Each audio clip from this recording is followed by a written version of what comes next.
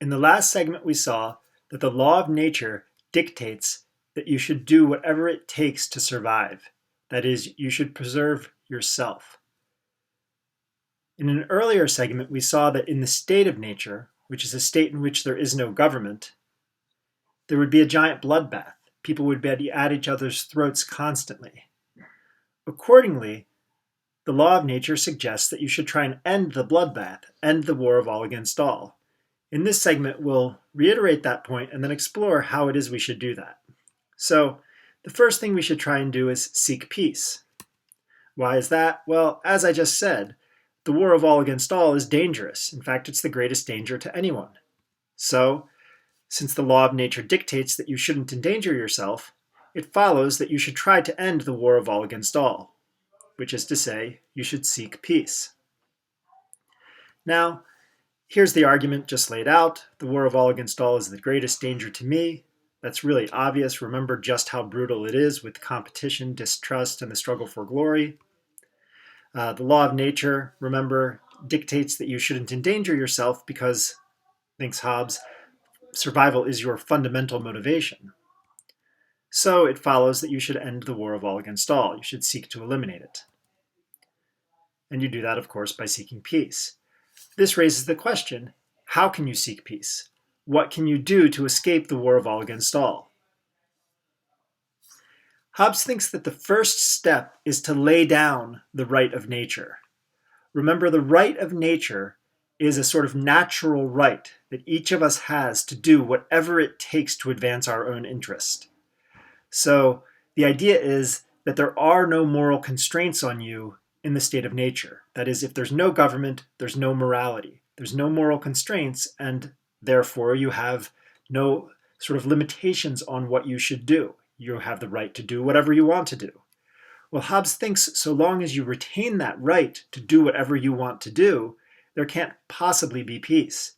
So long as I retain the right to use you to heat myself by burning you alive, there can't possibly be peace because you'll feel threatened, you'll want to attack me, we'll be in the war of all against all. So the first step is to give up the right of nature. That is, to accept limitations on my rights, to accept that I don't have the right to do whatever I want, whenever I want. So I have to agree to be content with limitations on my rights, provided that others do so. The IFF there means if and only if. So I should give it up, provided that others do so, and provided that others do so, I should give it up. So here you have Maroon and Orange again, and Maroon says, I'll give up my right to harm you if you give up your right to harm me. And Orange says, I'll do the same. And then Maroon says, well, how can we get this agreement going? And Hobbes' answer is you need to make and keep contracts. So you need to make explicit contracts that say things like, I won't kill you if you don't kill me. I won't steal from you if you don't steal from me. And then uphold those contracts. So Orange makes this suggestion saying, let's make a contract.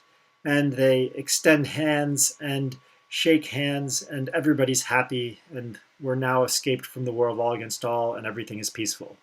Well, Hobbes thinks not so fast. Why not? Because Maroon is going to think, hey, Orange might break that contract. And Orange is going to think, hey, Maroon might break that contract. And Maroon then thinks, I better be ready for him to break it, or I could get hurt. And Orange thinks the same thing.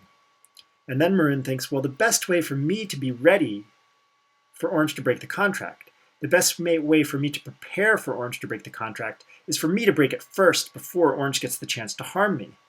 And Orange thinks the same exact thought. So Maroon thinks, I better break the contract right away. And Orange thinks the same. Well, as Hobbes says, nothing is more easily broken than a man's word. So you can imagine Orange and Maroon are going to be back at each other's throats pretty quickly, and we haven't escaped the war of all against all. Now, this doesn't mean that Hobbes says we shouldn't lay down the right of nature. And it doesn't mean that Hobbes says we shouldn't make and abide by contracts. In fact, he thinks we should lay down the right of nature in order to escape the war of all against all, and that the way to lay down the right of nature is by making and abiding by contracts. It just means that a man's word, as he says, is not sufficient to make a real contract or to ensure that people will abide by a contract. So what should we do?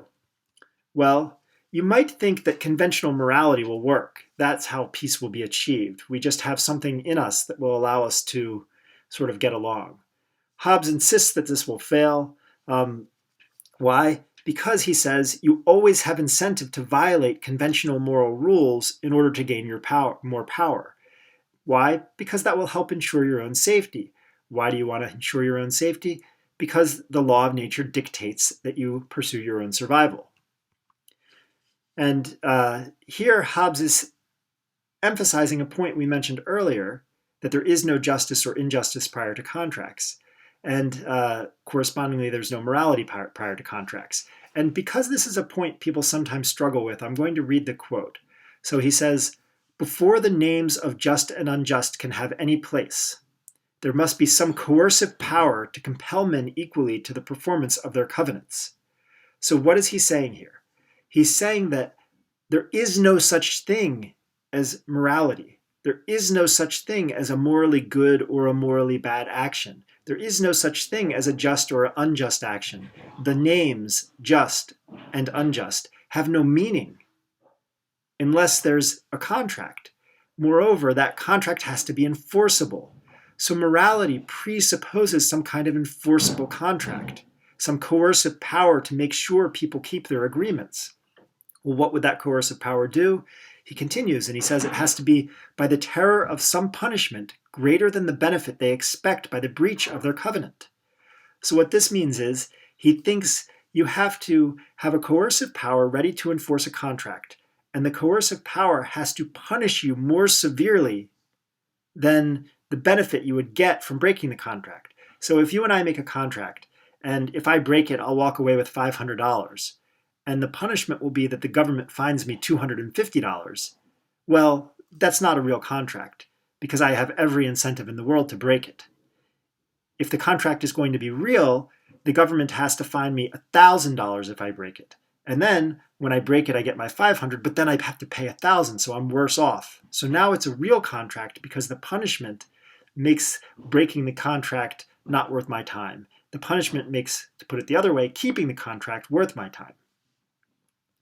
Hobbes continues and he says, "And to make good that propriety which by mutual contract men acquire in recompense of the universal right they abandon."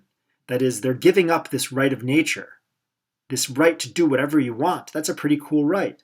And he's saying you have to ensure that the contracts are upheld so that it's worth my while to give up the right of nature. Because if the contracts aren't upheld, then there's no benefit to me to giving up my right to pursue whatever I want in whatever way I want.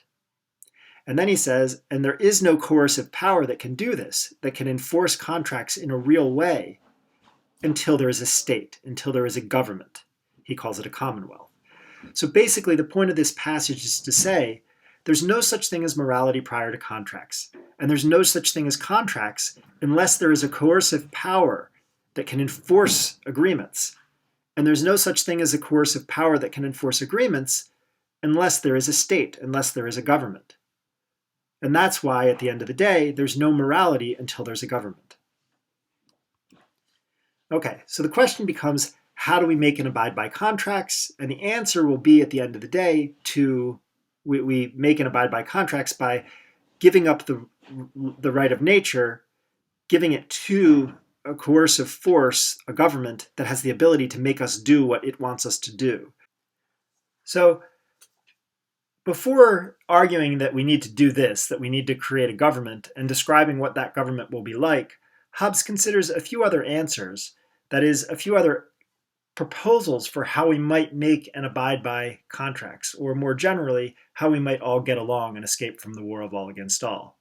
We'll consider those alternative proposals in the next segment.